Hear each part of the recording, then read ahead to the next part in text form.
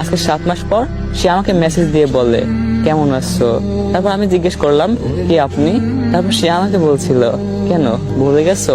ভাইয়া সত্যি বলতে তার মেসেজ দেখে আমি তাকে চিনে গেছিলাম যে এটা সেই আমার বেঈমান প্রিয় মানুষটাই হবে। কিন্তু তারপরেও আমি না চেনার অভিনয় করে তাকে জিজ্ঞেস করছিলাম কে আপনি।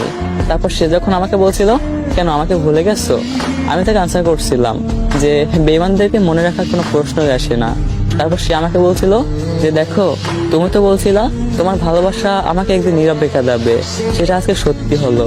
সত্যি তোমার ভালোবাসা আমি বুঝতে পারি নাই, তোমার ভালোবাসা আসলে সত্য ছিল। ওই সময় তোমার সাথে বেইমানি করে আমি অনেক বড় ভুল করছি। আমি যার সাথে রিলেশনে গেছিলাম ও আমাকে ধোকা দিয়ে ওর বান্ধবীর সাথে রিলেশনে গেছে।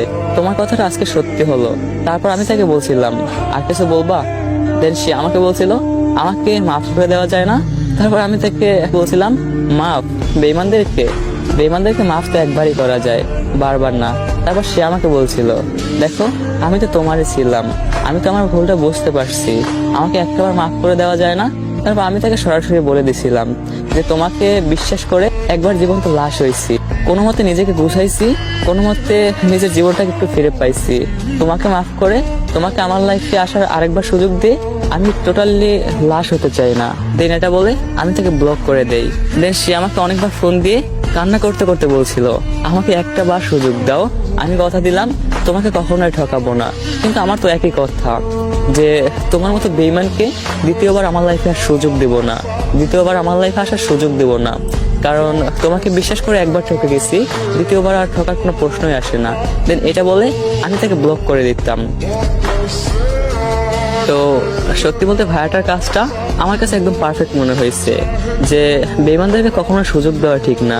যে একবার বেঈমানি করতে পারছে সে নেক্সট টাইম বেঈমানি করবেই, এটা একদমই গ্যারান্টি। তো স্টোরিটার এখানেই শেষ। ভাইয়াটা ওই বেঈমান নামক মানুষটাকে তার লাইফে আর আসার সুযোগ দেয় নাই।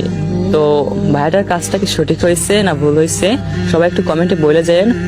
আর স্টোরিটা কেমন লাগছে অবশ্যই কমেন্টে বলে যান।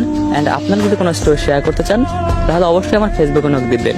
আর একটা কথা মনে রাখবেন, বেঈমানদেরকে আল্লাহ তাআলা সাময়িক সময়ের জন্য জিতিয়ে দেয়, কিন্তু কখনোই তাদেরকে ছেড়ে দেয় না।